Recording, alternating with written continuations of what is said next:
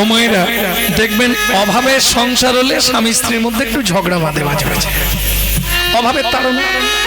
ছেলে বলছে মা পেন কিনবো পয়সা দাও, মেয়ে বলছে মা খাতা কিনবো পয়সা দাও, মায়ের কাছে পয়সা নেই, তখনই অশান্তি বাঁধে সংসারে। কার সঙ্গে অশান্তি বাঁধে? স্বামী স্ত্রী দুজন। আর মেয়েদের তো অশান্তি বাঁধলেই একটা কথা মুখে মুখে আছে, বলবো সেটা কি গো বলবো? চাপার মা বলে দি? হ্যাঁ বলে, হ্যাঁ বলবো। মুখ সামলে কথা বলবে। আমি তোমার বাড়ি যেচে আসিনি, দস্তুর মতো তুমি আমাকে বিয়ে করে এনেছো। এটা জানেন 100 মিথ্যে কথা। সবাই বলে পুরুষ নাকি নারীকে বিয়ে করে, পুরুষ বিয়ে করতে যায় এটা সত্য। একদম গিলে করা ধুতি পাঞ্জাবি পরে, তারপরে ওই কি বলে ওটাকে, পায়ে একটা নাগড়া জুতো পরে, আর এই মাথায় কি লাগায় বলুন? টোপর, টোপর, একটা টোপর পরে একদম। যখন সেজে গুজে না, যে বাপ রে বাপ কি চিৎকার, বর এসে গেছে রে, বর এসে গেছে। বরের তখন একবারে ছাতি 56। বাহ বাহ।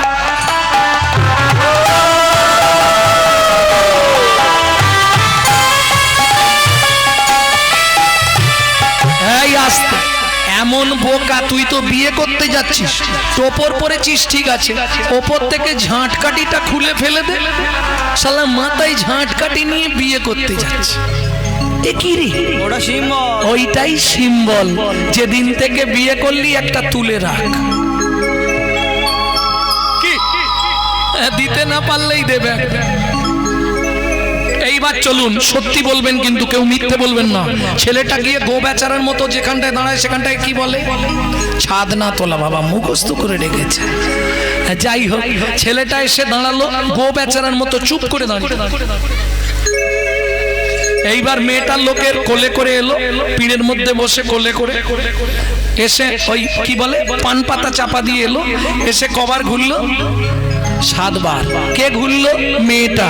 পান পাতা খুলে প্রথম দেখলো কেটা? মেয়েটা। মালা বদনের সময় আগে মালা দিল কেটা? মেয়েটা। হাত বাঁধার সময় কার হাত আগে দিল? মেয়েটা। খই পোড়ানোর সময় কে আগে আগে যাচ্ছিল? মেয়েটা। তাহলে বিয়ে করলো কেটা? আমার প্রশ্ন কিন্তু সেটা নয়, 3 বার ঘুরালে হতো নি, 7 বারই ঘুরাতে। আরে হালকা মেয়ে হলে ঠিক আছে, যেগুলো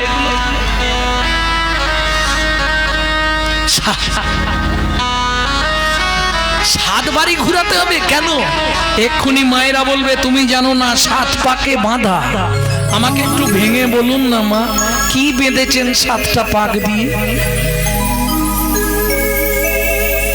একটু শুনে নিন, এ তত্ত্বটা খুব গভীর তত্ত্ব। মায়েরাও জানেন, বাবারাও জানেন, একটু মন দিয়ে শুনে নিন, কাজে লাগবে। কি কাজ হবে?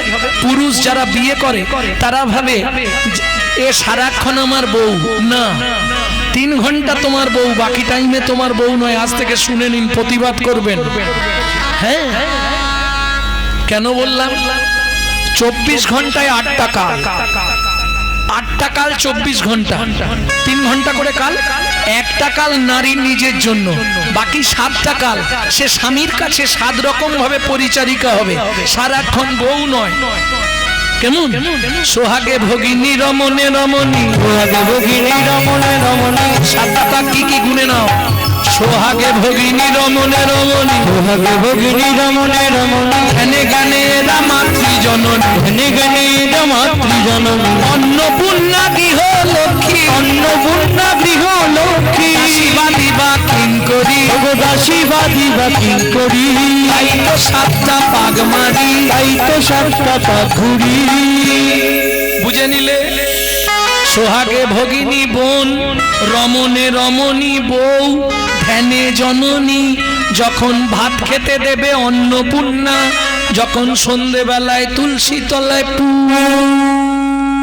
তখন গৃহলক্ষ্মী। বুঝে নিয়েছ?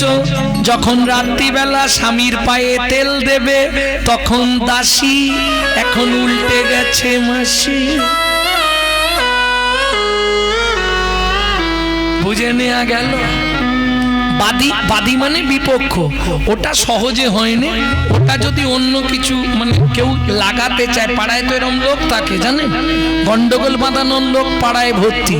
বৌদি দাদাকে দেখলাম তেঁতুল তলায় গুজ গুজ করছে, ব্যাস তখনই বাদী। বাদী মানে বিপক্ষ। সাতটা পাক বুঝে নিলেন, এটা বাহ্যিক তত্ত্ব বললাম। এবার অন্তর্জগতের তত্ত্বটা শুনে নিন, সাতটা পাক কেন। আপনারা জানবেন আগেকার দিনে হারিকেন জেলে রাখা হতো, কোনোদিন নেবাতো না বাড়ির লোকেরা। কি ছোট টিমটিমি আর না হলে হারিকেন, ও দিন রাত জ্বলবে, 24 ঘন্টাই জ্বলতো।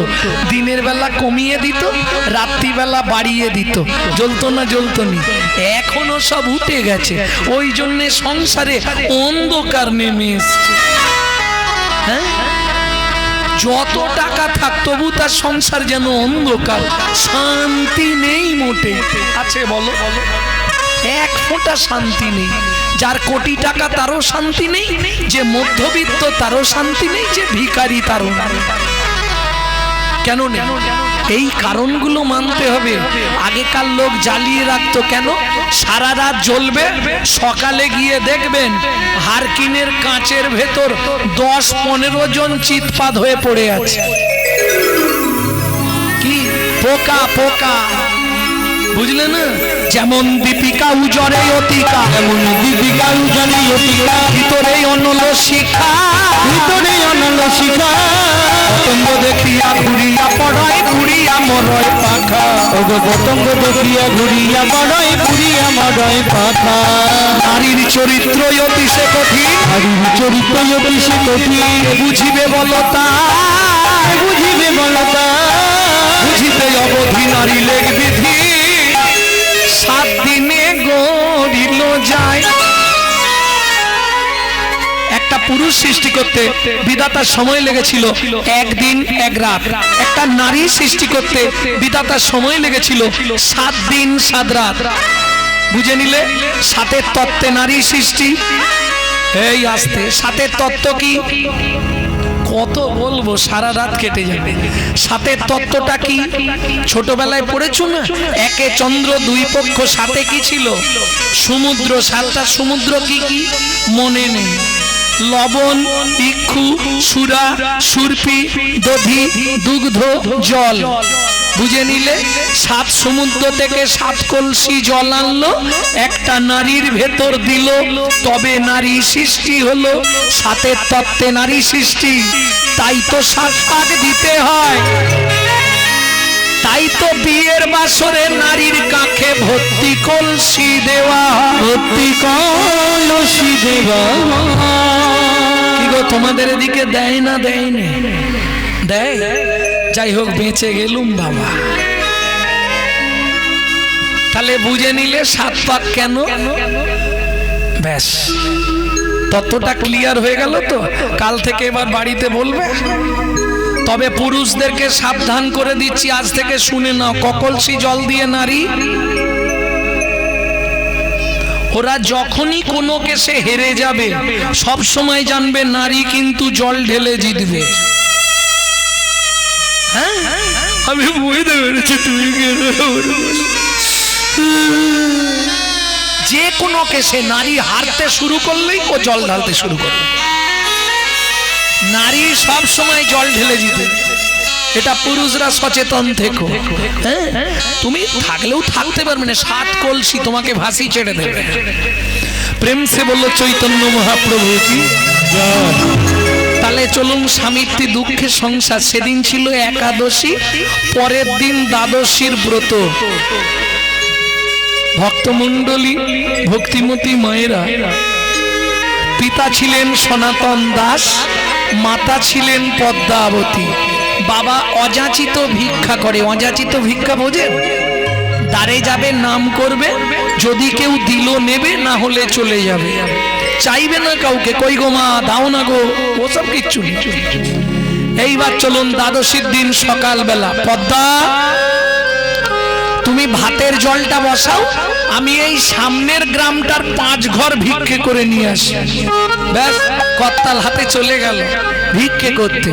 আকাশের অবস্থা আজ কিন্তু ভালো নয়, কখন ঢালবে ঠিক নেই। আমি যাব আসবো, তুমি ভাতের জলটা বসাও।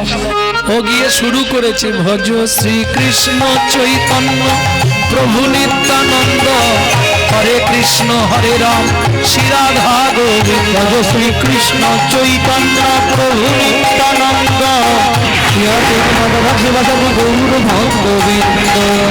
কলিযুগে শ্রীকৃষ্ণ চৈতন্য অবতার, হয়ে খেলিবার প্রবন্ধে কইল খোলো কবতা।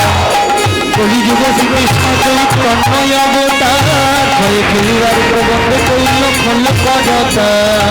গড়াগড়ি যান প্রভু নিজ সংকীর্তনে, গড়াগড়ি যান প্রভু নিজ সংকীর্তনে। ঘরে ঘর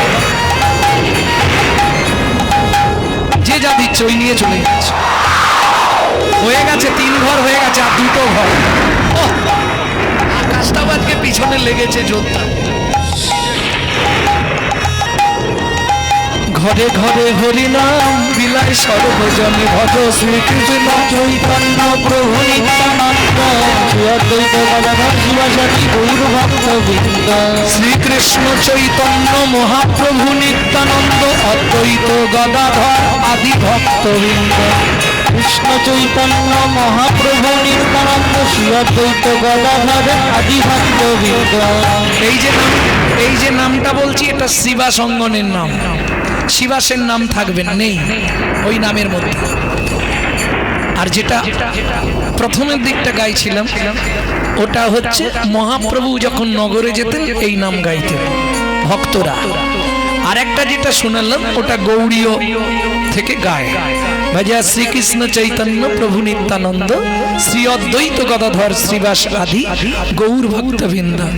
আর শ্রীবাস অঙ্গনের নাম হচ্ছে এটা, শ্রীকৃষ্ণ চৈতন্য মহাপ্রভু নিত্যানন্দ, অদ্বৈত গদাধর আদি ভক্তবৃন্দ। শ্রীকৃষ্ণ চৈতন্য মহাপ্রভু নিত্যানন্দ, অদ্বৈত গদাধর আদি ভক্তবৃন্দ। হয়ে গেছে, আর একটা ঘর। হ্যাঁ দাও বাবা, ব্যাস আর দরকার নেই বাবা, 5 ঘর হয়ে গেছে। বৃষ্টি আসার আগে বাড়ি ঢুকে পড়তে হবে। ওইখান থেকেই ছুটতে শুরু করলো সনাতন দাস। যেন তেন প্রকারে ঘরে পৌঁছাতেই হবে, হাঁড়িতে জল ফুটছে। আর মাঝ রাস্তায় ঘটে গেল বিপত্তি, কড়কড় কড়াত করে মাথায় বজ্রাঘাত পড়ে গেল। ওরে ভাই, ওই তাকিয়ে দেখ, সনাতনের দেহটা দাউ দাউ করে চলে যাচ্ছে। ইস, একটু আগে করতাল বাজিয়ে হরিনাম করলো, দেখো দেখো দেখো কর্মফল কাকে বলে। বৃষ্টিটা থামুক, বৃষ্টিটা থামলে একবার ওর বাড়িতে গিয়ে খবর দিতে হবে। এ বাবা কিরম জ্বলছে দেখ দেহটা, কড়কড় কড়াপ করে মাথায় বজ্রাঘাত পড়ে গেল, দাউ দাউ করে চলে যাচ্ছে। ওই দেখ, চিৎকার করে উঠলো সনাতন দাস, বাঁচাও বাঁচাও। কে বাঁচাবে, কে যাবে ওই অবস্থায়? যখন পৃথিবী শান্ত হয়ে গেল, মাটিতে পড়ে আছে সনাতনের দেহটা, নিঠর দেহ, কুচকুচে কালো ছায়ের মতন হয়ে গেছে। শুধু 2টো কান দিয়ে অবিশ্রান্ত রক্ত গড়াচ্ছে। চল চল, দেরি করিস নি, একটু বাড়িতে খবর দিই, আগে বাড়ির লোকেদের জানাতে হবে। পদ্মা পদ্মা, জ্যাঠামশাই, আচ্ছা ও তো নেই, আপনারা একটু বসুন। ভাবছে ভাস নিতে এসছে, পণ্ডিত লোক তো, হয়তো কারো ছেলের অন্নপ্রাশন কি কিছু হবে, ভাস চাইতে এসেছে। আপনারা একটু বসুন, এক্ষুনি এসে যাবে, এই ভিক্ষায় গেছে। এরা হতভম্ব, বলবে কি করে ভাই? পদ্মা, উনুনে কি ফুটছে মনে হচ্ছে? না না, ওই বলে গেল তুমি জলটা বসাও, ভাতের জলটা বসাও, আমি 5টা ঘর ভিক্ষে করে আনছি। পদ্মা, আমাদের একটা কথা তুমি শুনবে কি? তুমি ওই উনুন থেকে জলের হাঁড়িটা নামিয়ে দাও। কেন জ্যাঠামশাই, কিছু হয়েছে? না না, সেজন্য নয়। কি বলবো মা, ফিরে আসবে না কোনো দিন মনের মানুষ ঘরে ফিরে আসবে নয়া মনের মানুষ কোনো দিন ঘরে।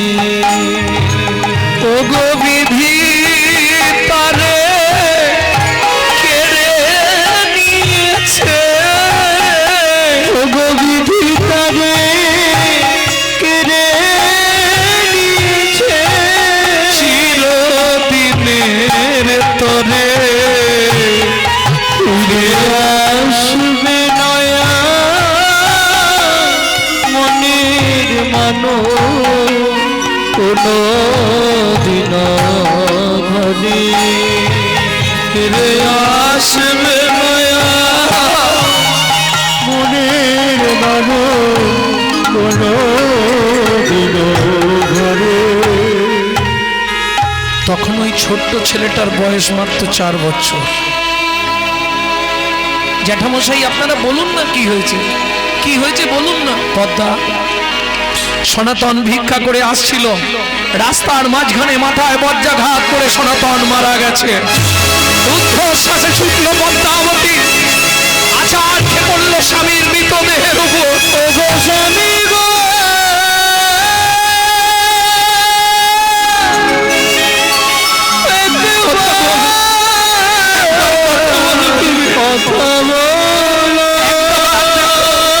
তোমার 4 বছরের মানুষ তোমার কাছে এসেছে। ফিরে যাবো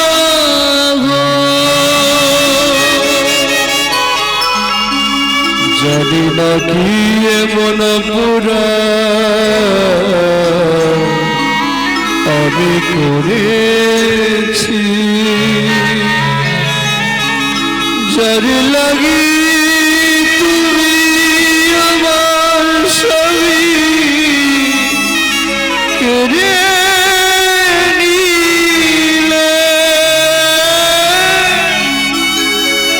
বলে গো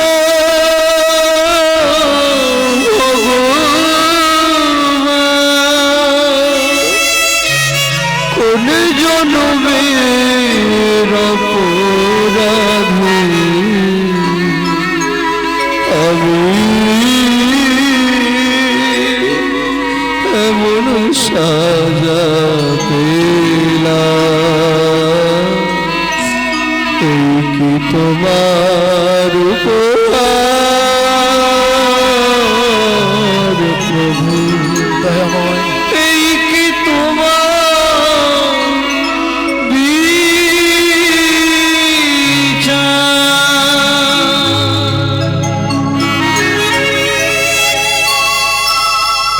ওমা ওমা, বাবা রাস্তায় ঘুমাচ্ছে কেন? বাবাকে গিয়ে ঘরে শুতে বলো না খোকা। আর বাবা কোনোদিন উঠবে না বাবা। কেন মা, বাবার কি হয়েছে? বাবা মরে গেছে বাবা। ওমা মরে গেছে মানে কি হয়েছে? বাবাকে তুমি ডেকে দাও না। দাঁড়াও আমি ডাকছি। বাবা, ও বাবা, বাবা মাধব, ডাকিস নে বাবা। সুখের স্বপ্ন ভেঙে গেল, বেদনা বালু চরে। সুখের স্বপ্ন ভেঙে গেল, বেদনার বালু চরে। বিধির কলমে লিখেছে মরমে আমার কপাল তরে। বিধির কলমে লিখেছে মরমে আমার কপাল পড়ে। সুখের সব ভেঙে গেল বেদনা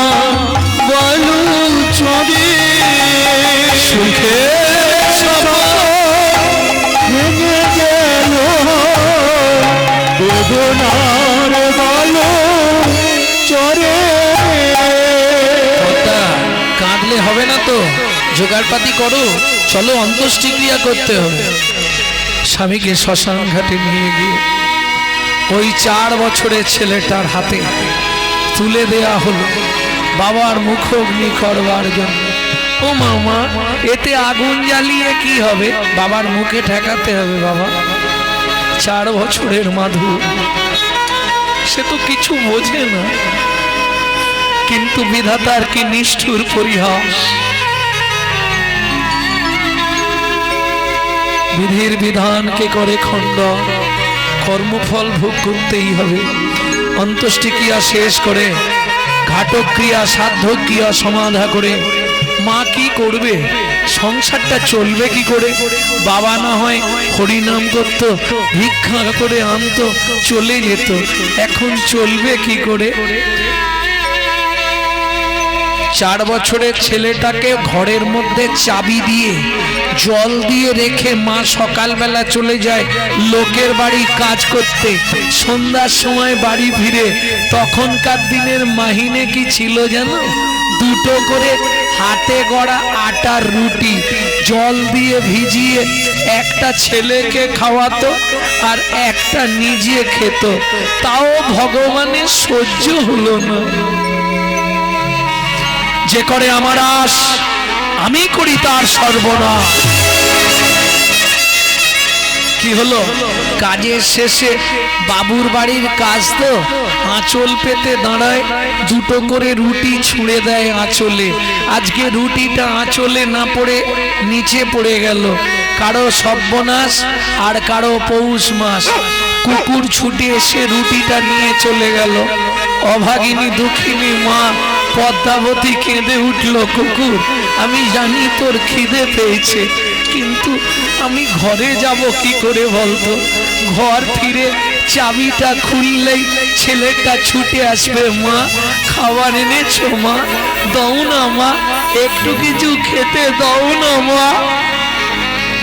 বলুন তো ভক্তমণ্ডলী মায়েরা, মা হয়ে যদি একটা ছেলেকে একটু পেট ভরে খেতে দিতে না পারি, আমার মনে হয় মাতৃত্বের জীবনে এর চেয়ে বড় কষ্ট আর পৃথিবীতে কিছু নেই।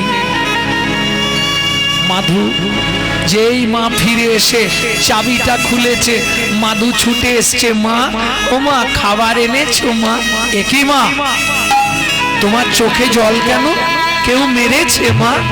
না রে বাবা, মা তোমার আঁচলে তো আজকে খাবার বাঁধা নেই।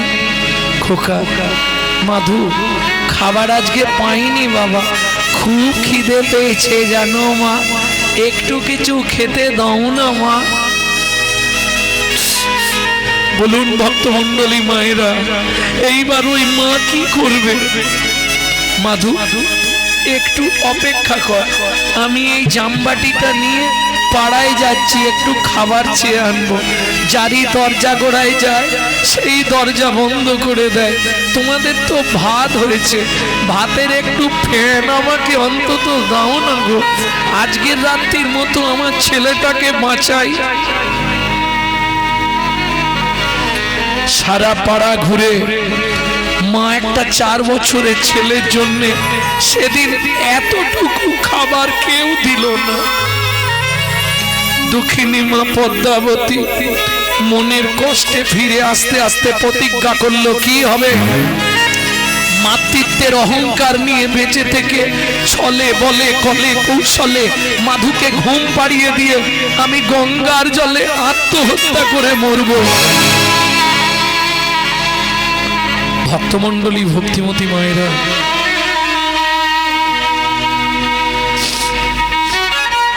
কথাটা বলতে গেলে সবার আগে আমার নিজের বুকটাই ফেটে যায়। বিগত কয়েক মাস আগে মা চলে গেলেন।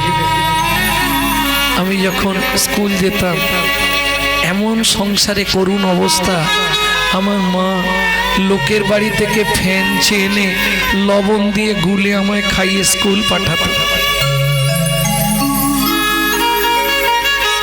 সে যে কি কষ্টের দিন। এটা খেয়ে চলে যা, এসে এলে ভাত দেব, যা। দুঃখিনী মা পদ্মাবতী খালি বাটিটা হাতে ফিরেছে। মাধু ছুটে এসছে, মা খাবার এনেছো? মা শুধু খাই আর খাই, মরতে পারিস না? ও মা খুব খিদে পেয়েছে, কিছু একটু খেতে দাও। আয় বাবা আমার কোলে আয় মাধু, জল খেয়ে ঘুমিয়ে যা, সকালবেলা অনেক খাবার পাবি, অনেক খাবার পাবি বাবা, ঘুমিয়ে পড় এখন। ঘুম আসছে না মা, কিছু একটু খেতে দাও না মা, কিছু একটু খেতে দাও না মা। কি করবে মা? দুঃখিনী মা পদ্মাবতী শুধু জল খাইয়ে ছেলেটাকে কোলে, খিদের জ্বালায় কাঁদতে কাঁদতে মাধু মায়ের শাড়ির আঁচলটা চুষছে, আর চুষতে চুষতে দাঁতের মধ্যে চিপে নিয়ে ঘুমিয়ে গেছে, ঘুমিয়ে পড়েছে। ধীরে ধীরে পদ্মাবতী মাধুকে বিছানায় রেখে ভগবানের উদ্দেশ্যে বলছে, ভগবান শাস্তে বলে জীব দিয়েছেন যিনি, আহার দেবেন তিনি। আজ থেকে প্রাণের মাধুকে আমি তোমার চরণেই দিয়ে যাচ্ছি ঠাকুর, তুমি ওকে দেখো। কারণ ঘুম ভাঙলেই আবার ওই একই বায়না করবে, মা খেতে দাও না মা। মা হয়ে যদি একটা ছেলেকে খেতে দিতে না পারবো, কি হবে মাতৃত্বের অহংকার রেখে? দরকার নেই মাধু, আমি আসছি বাবা। ঘুম ভাঙলে যখন শুনবি তোর মা আত্মহত্যা করে মরেছে, তখন মাটাকে ক্ষমা করে দিস বাবা। আর একটা কথা মাধু, যদি আবার তোর মানব জন্ম হয়, ভগবানকে তুই নিজে মুখে বলবি, ভগবান এমন দুঃখিনী অভাগিনী মায়ের গর্ভে অভাগী জন্ম দিও না। চোখের জল ফেলতে ফেলতে পদ্মাবতী যেই না চলে যেতে যাবে, এক পা দু পা তিন পা, কি হলো? আঁচলেরও টানে মাধু জাগিয়া উঠিল, আঁচলেরও টানে মাধু ও গো মা গো।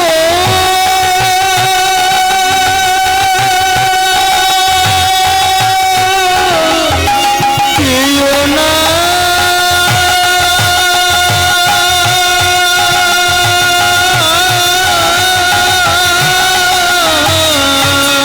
আঁচলেরও টানে মাধু জাগিয়া উঠিল, আঁচলেরও টানে মাধু জাগিয়া উঠিল।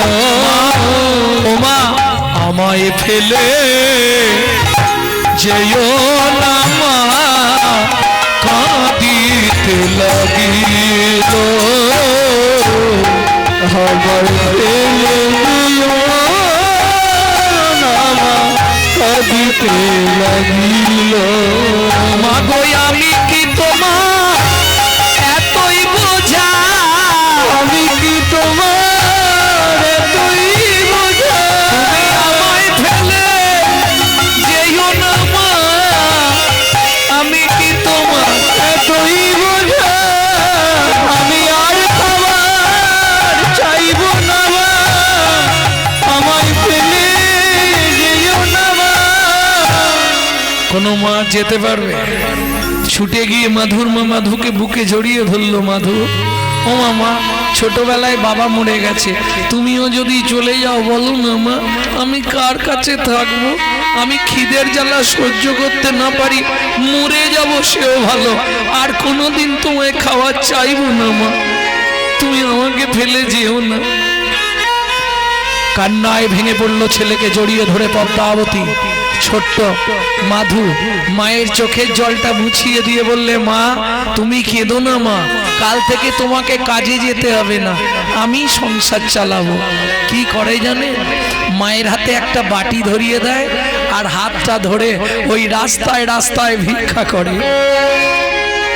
চোখের জলে বুক ভেসে যায়, মুখের দিকে চায়, একটি পয়সা দাও ও বাবু গো, একটি পয়সা দাও বাবু গো, একটি পয়সা দাও বাবু গো, একটি পয়সা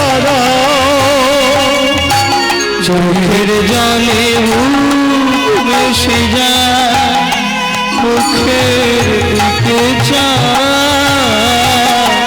একটি পয়সা দাও বাবু গো একটি পয়সা দাও বাবু গো একটি পয়সা দাও গৃহেতে গোবিন্দ সেবা ফিরিয়া তাকাও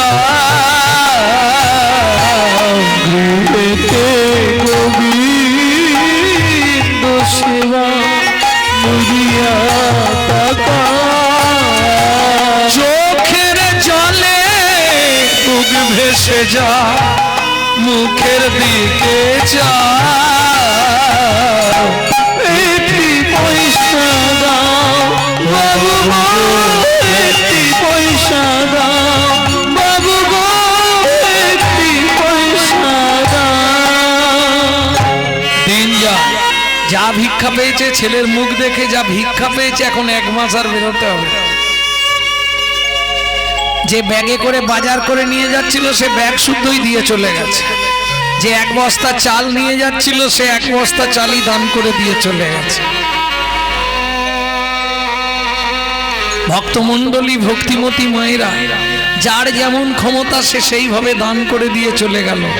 দিন যায়, মাস যায়, বছর যায়, যা পেয়েছে প্রত্যেক দিন ভগবানের ভোগ লাগিয়ে মা ছেলে দুজনে প্রসাদ পায়। প্রত্যেকটা জিনিসের সাইড এফেক্ট আছে, যাকে বাংলায় বলা হয় পার্শ্ব প্রতিক্রিয়া। আপনি যদি 365 দিন মাংস খান, আপনার চলাফেরা কথাবার্তা হবে আসুরিক মনোভাব, অসুরের মতো। আপনি যদি 365 দিন দেবতার প্রসাদ পান, আপনার কথাবার্তা চলাফেরা হবে দেবতার মতো। সাইড এফেক্ট দেখবেন। আরো সহজে বোঝাই, যারা খুব ছোটবেলা থেকে স্মোক করেন, বিড়ি টিড়ি খায়, ওদের দেখবেন বুড়ো বয়সে গিয়ে একটা নিদেনের কাশি শুরু হয়, জানো?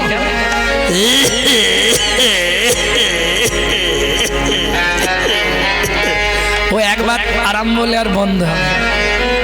হ্যাঁ, ও ছোটবেলা থেকে সাইড এফেক্ট। চলুন, প্রসাদের সাইড এফেক্ট কি এলো? প্রত্যেক দিন যে প্রসাদ পায় তার তো একটা সাইড এফেক্ট আছে। সেটা কি হলো? দেখিতে দেখিতে মাধু 10 বৎসর হইল। দেখিতে দেখিতে মাধু 10 বৎসর হইল। একাকী বিরলে বসি চিন্তা যে করিল। একাকী বিরলে বসি চিন্তা যে করিল। বসো, তোর আত্মীয় স্বজন আছে? আছে? হ্যাঁ রে মাধু, তোর আত্মীয় স্বজন আছে? হ্যাঁ বেশ। রতন, তোর আত্মীয় স্বজন আছে? আছে আছে। এই তোর কে কে আছে? বাবা, অনেক আত্মীয় তোর। সামান্য কেউ নেই। যখনই মাকে বলি মা আমার কে আছে আপনজন, মা কিছুই বলে না। মাধু বল। এক কাজ কর, এক্ষুনি একবার বাড়িতে যা, হ্যাঁ, গিয়ে এক্ষুনি মাকে জিজ্ঞেস কর। তাহলে তোরা এখানে দাঁড়ায়, আমি জেনে আসছি মায়ের থেকে। জননী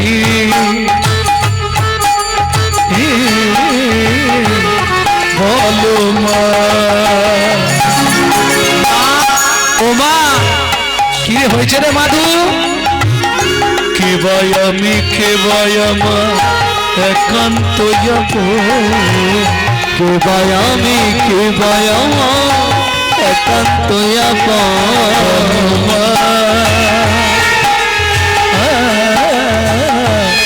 বলো মা, কে ভাই আমি, কে ভাই আমার একান্ত যাব। কাঁদিয়া মায়ের গিয়া জিজ্ঞাসে তখন, কাঁদিয়া মায়ের গিয়া জিজ্ঞাসে তখন। বলো বলো মা কে ভাই আপন, বলো বলো মা কে ভাই আপন। জগৎ মাঝে সেবা কুঞ্জন। বলো বলো মা কে ভাই আপন, জগৎ মাঝে সেবা কুঞ্জন। তাহার চরণ করব শরণ। জগৎ মাঝে সেবা কুঞ্জন করব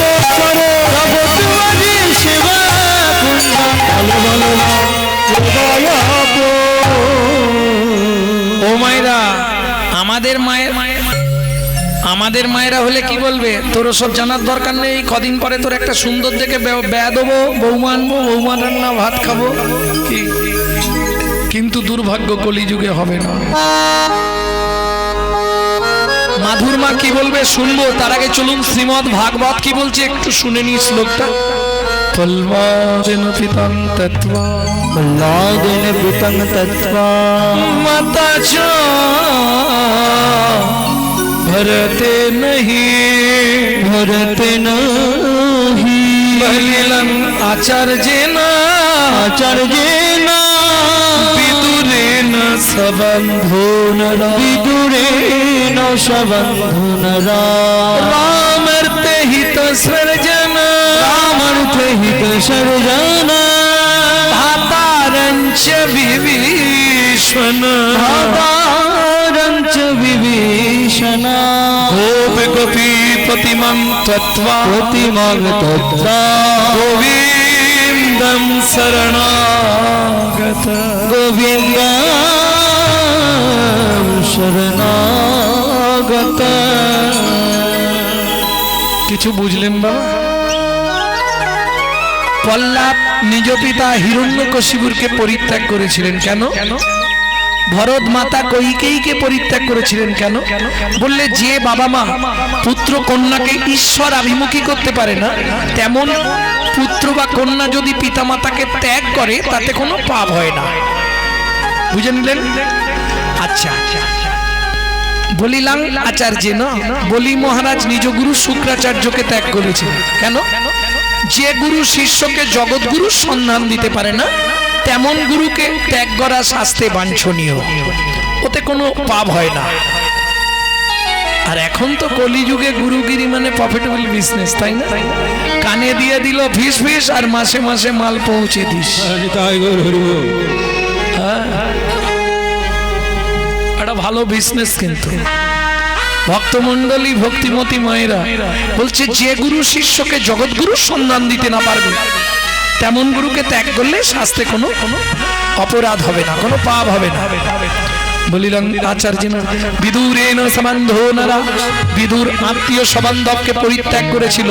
তোমরা যদি কেউ পরিত্যাগ করো পাপ হবে না। কাকে পরিত্যাগ করলে পাপ হবে না? এই বলুন, কাকে পরিত্যাগ করলে পাপ হবে না? যার মুখে ভাই হরি কথা নাই, তার কাছে তুমি যেও। তার মুখে ভাই হরি কথা নাই, তার কাছে তুমি যেও। তুমি যার মুখ দেখি ভুলে যাবে হরি, তুমি যার মুখ দেখি ভুলে যাবে হরি। তার মুখ প্রাণে চেয়েও না। যার মুখে ভাই হরি কথা না, তার কাছে তুমি যেও। তার মুখে ভাই তার কাছে তুমি যেও না। সে তোমার যত আন্তরিক বন্ধু, সে যদি হরি বৈমুখ হয় তার সঙ্গ তুমি করো না। কেন? কদিন রহিবে ভব মাঝে, অবিলম্বে করো যাহা করিবার। পরের কথায় কি মায়া সে যায়, মিছে দাগা তুমি পেও না। শোনো, হস্তি চলতি বাজার মে তো কুত্তা ভক্তি হাজার মে। হাতি যখন বাজার দিয়ে চলে যায় অনেক কুকুর ঘেউ ঘেউ করে, ওদিকে তোমার মন দিলে চলবে না। তোমাকে একটা রবীন্দ্রসঙ্গীতের 2 লাইন মুখস্থ করে রাখতে হবে। তোরা যে যা বলিস ভাই, আমার সোনার হরিণ চাই।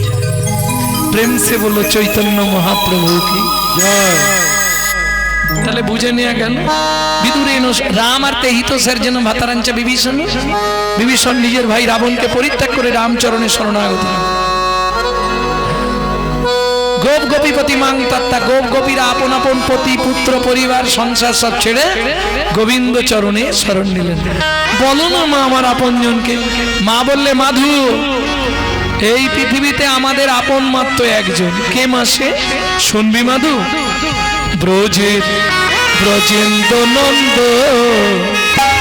কৃষ্ণ স্বয়ং ভগবান ব্রজেন্দ্র নন্দ কৃষ্ণ স্বয়ং ভগবান